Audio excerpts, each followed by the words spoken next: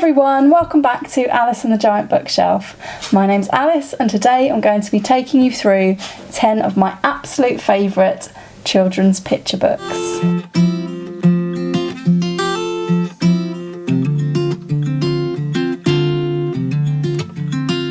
Hi everyone, welcome to my channel. Welcome back if you've been here before. If you haven't, my name's Alice and I have way too many books.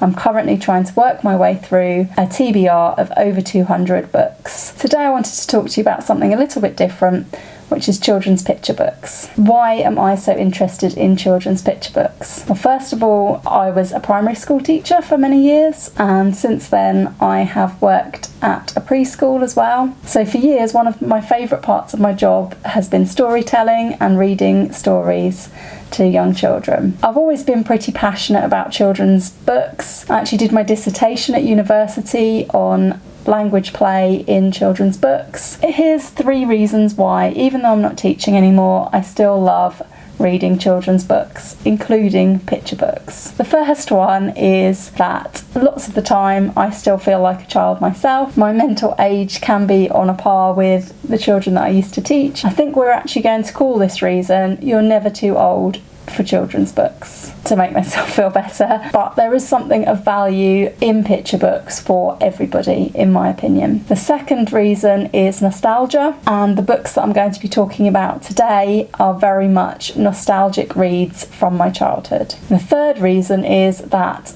children's picture books are fun. They have great stories in them. I love stories in all their forms, and picture books can bring a lot of comfort and a lot of enjoyment to our lives. Today I've chosen 10 picture books from my own childhood that I still enjoy reading to children today. Many of them were published in the 70s or 80s, but I think that even though some of the books have elements in them that are of their time, they are still well worth a read. I would highly recommend most of them as books that you could go out and buy for children now and enjoy with your children, or even enjoy yourself if you don't have children. I am open to making more of these videos in future. I'm going through my garage, which contains a lot of children's books from my childhood and from my teaching career. There were a lot of books that I could have chosen, so if you'd like to see a second list, please let me know. So without any further ado,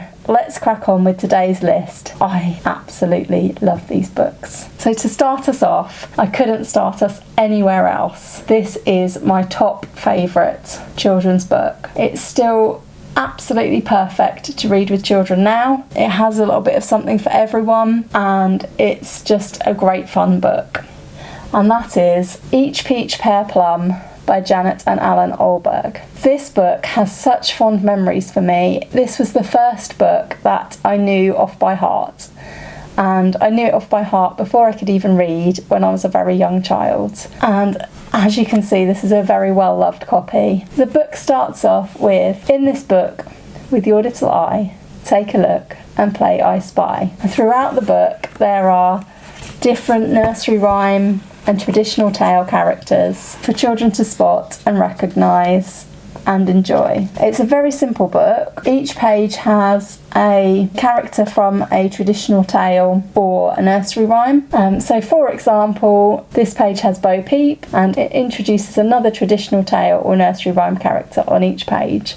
So we have Bo Peep up the hill, I spy Jack and Jill. And each page continues with its rhyming couplets and continues up until the end, where everyone from the whole book gets together. It's a fantastic book for looking at with a child. It's a fantastic book. There's so much to talk about in it, and the illustrations are just absolutely fantastic. So I highly recommend this book to anybody who would like a really fun, really easy to remember book featuring lots of different characters. I think this will always remain my favourite picture book of all time. The second book on my list is also one that really makes me smile and laugh, and I've recently enjoyed it with preschool children who absolutely loved it and could remember some of the rhyming couplets within days. And this is My Cat Likes to Hide in Boxes by Eve Sutton, and this one's illustrated by Lynley Dodd. The phrase "My cat likes to hide in boxes" is repeated over and over again. Repetition in children's books can be a really comforting thing, it can be a really familiar thing, and helps children to learn and enjoy and join in with books. This book is no exception. It builds up through a list of different cats, and the children can remember the cats and join in with it. And throughout the book we see the cat hiding in all different boxes, and we see all different cats from all different countries doing all different things. So we have the cat from Spain flew an aeroplane. The cat from France likes to sing and dance. But my cat likes to hide in boxes. This book again is a very simple picture book with beautiful illustrations, and it is just really fun for reading with young children. This was certainly one of my favourites as a child, and it's still one of my favourites today. The third book on the list is also the oldest book on the list. These books aren't particularly in any order of favouritism other than Each Peach Pear Plum was my top favourite. This one has a little bit of a moral and a lot more text and a lot more of a story than the previous two I've talked about. So this book's called The Elephant and the Bad Baby. It's by Elfrida, Vipont and Raymond Briggs. As you can see, the illustrations are in Raymond Briggs' familiar style. The blurb here says, "One day an elephant went out for a walk, and on his way he met a bad baby. 'Would you like a ride?' the elephant asked. And so began a glorious rumpeting chase through the town, until the elephant suddenly realised that the bad baby wasn't behaving very well." On nearly every page they go rumpeter, rumpeter, rumpeter all down the road, which is just fun to say and fun to read to children.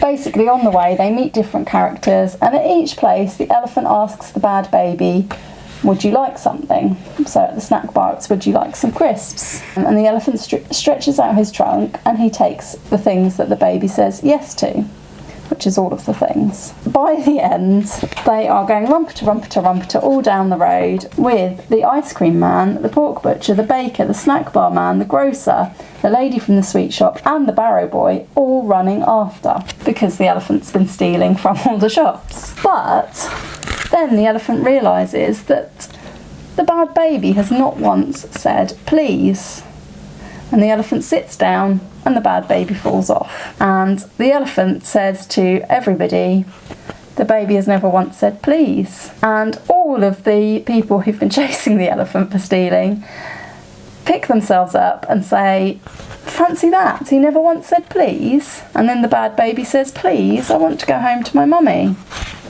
So they go back to the bad baby's home. The bad baby's mummy makes tea for everybody. And this one obviously has a bit of a message of it's important to say please. Never mind the fact that the elephant stole something from everybody in the book.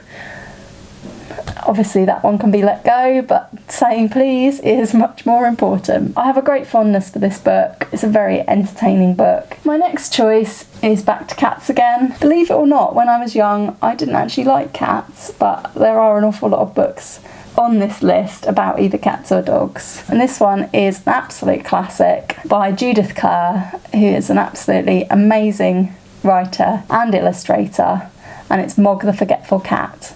Judith Kerr wrote a whole series of books about Mog.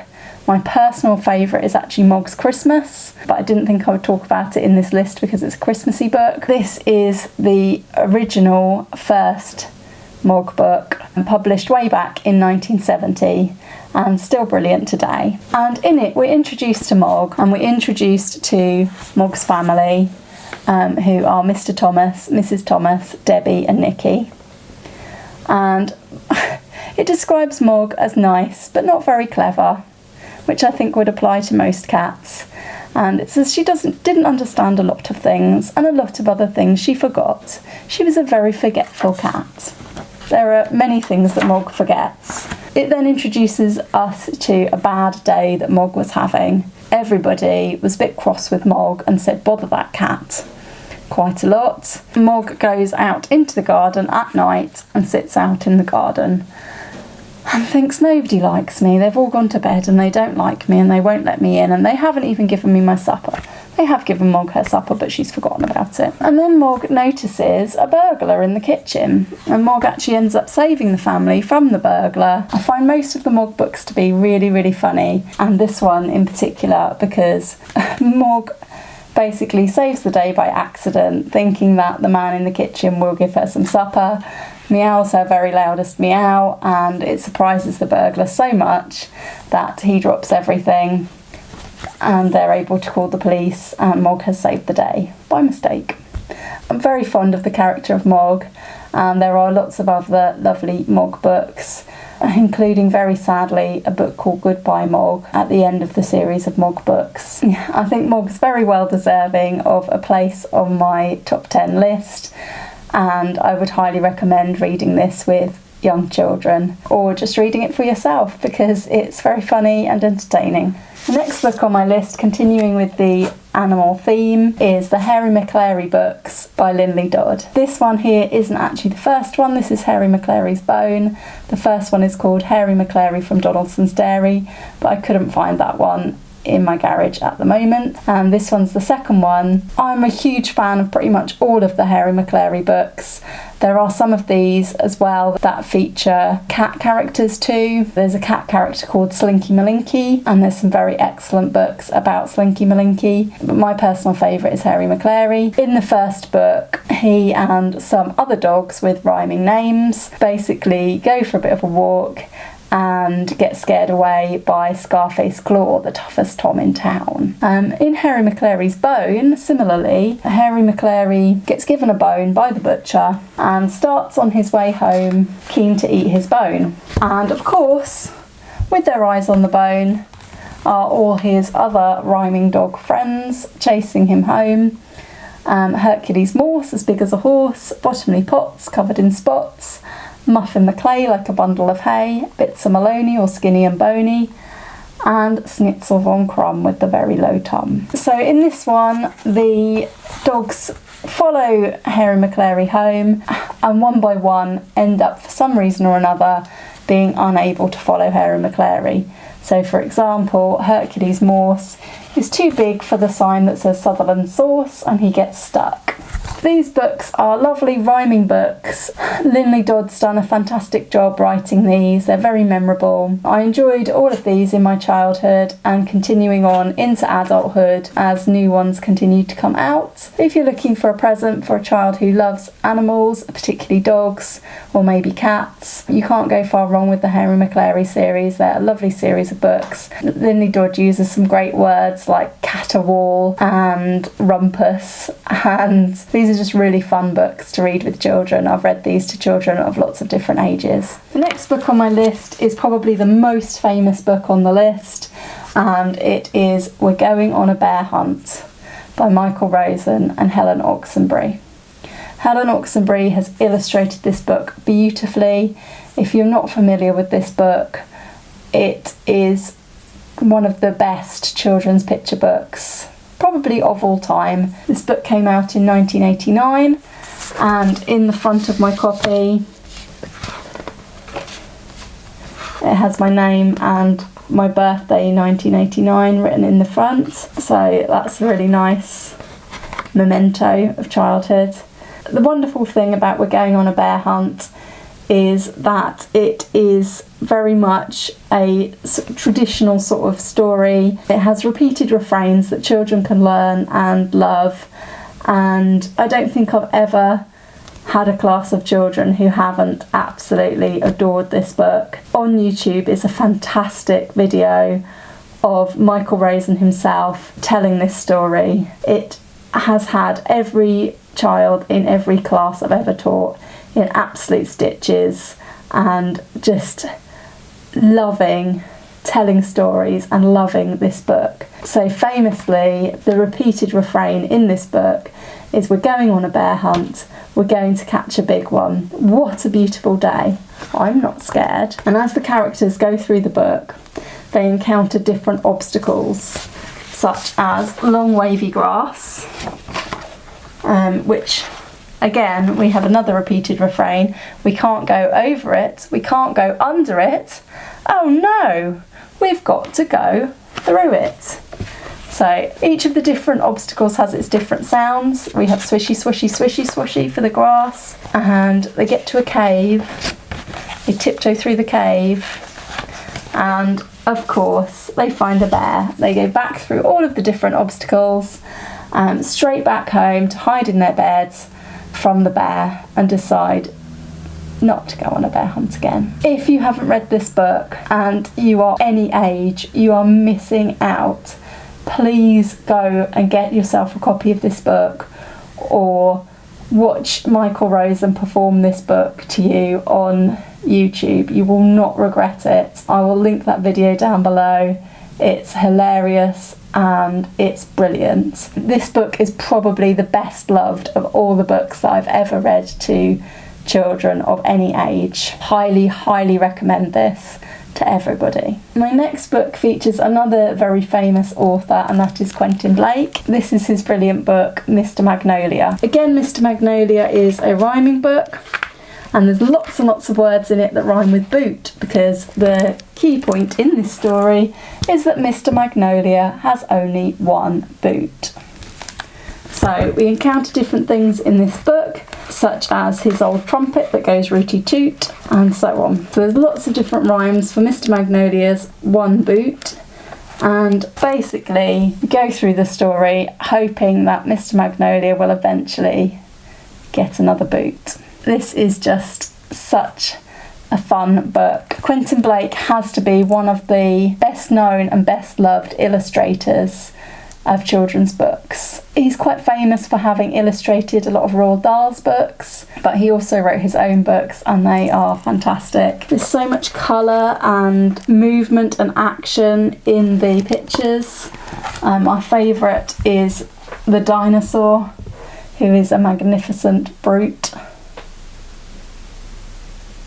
This is just an absolutely brilliantly illustrated book.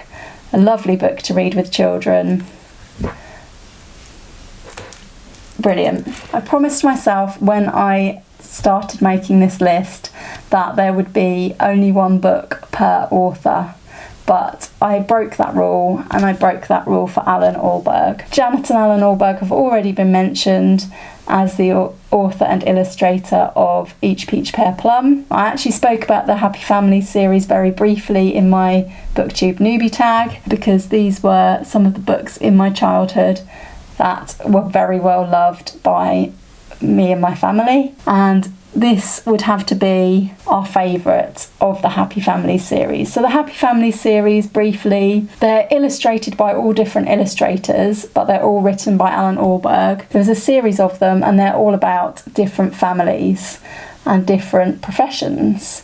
So we have Mr. Biff the boxer, Miss Dose the doctor's daughter, Mrs. Wobble the waitress, which is probably the most famous one. There's also Master Money the millionaire, and Mrs. Lather's laundry is another famous one. They're just a really fun set of books about all different families. They're quite old-fashioned. They're almost about families from some time ago, and I think there are some more modern ones that have come out since. This one's all about Mr. Cosmo the Conjuror and his family.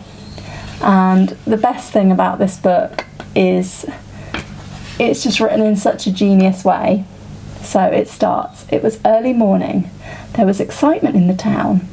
As if by magic, posters had appeared. They said, 'Mr. Cosmo is coming. Mr. Cosmo is coming,' everybody said.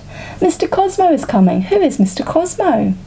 On a hill outside the town, a caravan appeared. A horse was pulling it. A performing dog was chasing it. 6 pigeons were flying over it. 6 rabbits were peeping out of it. And nobody was driving it." If that isn't just the best and most mysterious and intriguing start to a children's story, I don't know what is. I absolutely love this story. Mr. Cosmo performs brilliant magic tricks. There are some lovely illustrations which really add to the story. For example, Mrs. Cosmo making a cake, which she makes in a magic hat, which is excellent.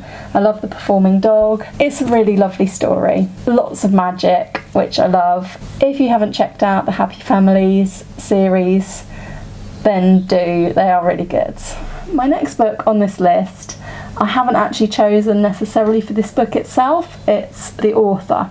This book is Alfie Gets in First, and the author is Shirley Hughes. Now, although these are old books, I really don't think that you can go far wrong with Shirley Hughes. She writes and illustrates lovely, lovely books.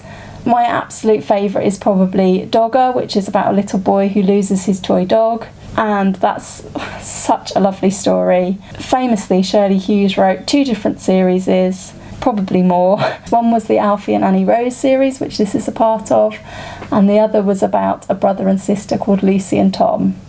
The Lucy and Tom books are absolutely lovely and just remind me of my childhood in every way. There's Lucy and Tom's Christmas, which I still love to read at Christmas now because it just is like a cosy family, old-fashioned Christmas magic. There's Lucy and Tom Go to the Seaside, which is a lovely book about going to the seaside. Yeah, so the Lucy and Tom series is lovely, as is the Alfie and Annie Rose series. Now, I picked out Alfie Gets in First because this is definitely one of my favourite of Shirley Hughes's books. It's all about Alfie, this little boy here. This is his sister Annie Rose. This one is about Alfie running on ahead to get home. Alfie waits for the others to get back, but while Mum is getting Annie Rose out of the pushchair, Alfie runs into the house and slams the door. It says, he gave the door a great big slam, bang, just like that. And then Mum was outside the door holding Annie Rose, and Alfie was inside with the shopping. Mum's key was inside too. So, as you can imagine, this is a story about a locked door, a mum trapped on one side of it and a little boy trapped on the other side. Alfie can't reach the catch, he can't open the door from the inside. The neighbours have to come and try and help. And the lovely, lovely thing about this book is that while all the drama is happening on one side of the door and everybody's worried about getting in, once Alfie calms down, we see him go off. We see him coming back with a chair.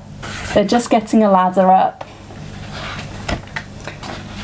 And ta-da! Alfie manages to open the door himself. Of course, as in all of these older children's books, it ends with everybody coming in and having tea.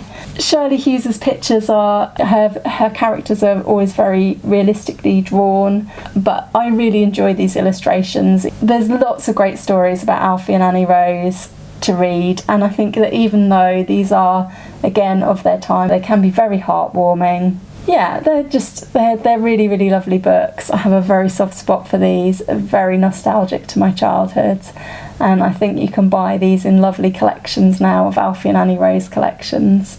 So highly, highly recommend Shirley Hughes. We've reached the final book on my list. It's called Wilberforce Goes Shopping, and it's by Margaret Gordon. There are several books in the Wilberforce series, and this is Wilberforce. He's a little bear, and in this one he goes to the supermarket, and there have been times in my life where I can't go to the supermarket without thinking of Wilberforce. So Wilberforce is pretty mischievous. He gets downstairs by sliding down the banister. This one's a very short book with limited writing, but it's one of those picture books where the writing is short but the pictures add to it. So they all go off to the shops, and my absolute highlight of this book, which has put this book on the list alone, is when they need some baked beans. Wilberforce finds the baked beans, and Wilberforce carefully selects the best one. Unfortunately, the best one is right at the bottom of a huge pile of cans of baked beans. I often think about this when I go to the supermarket. My mum and I often joke about picking out the best one, which is usually one from the back, and this is definitely one of those picture books that influenced my life, or part of it has become something that I think about when I do everyday things. I love Wilberforce. Again, it pretty much ends with them having some tea, as they do in these books. This is a nice book to read with a child. I always like a book where the picture is telling something slightly different to the writing. Children appreciate this more and more as they get older, as you can point out the pictures and discuss whether the same thing is happening in the pictures that is being said in the writing. And that's all from me today. I hope you've enjoyed my nostalgic trip through 10 of my favourite childhood picture books. If you'd like to see more videos about picture books and more recommendations for books that you can enjoy with children, please let me know in the comments down below and I will make them. Please give this video a like if you've enjoyed it. I hope you'll check out some of my other videos where I talk about the books that I'm reading at the moment, TBRs for what I hope to read, and generally talk about my adventures in books. Thanks for watching. I hope you'll join me again soon for another video all about books on Alice and the Giant Bookshelf. Bye for now.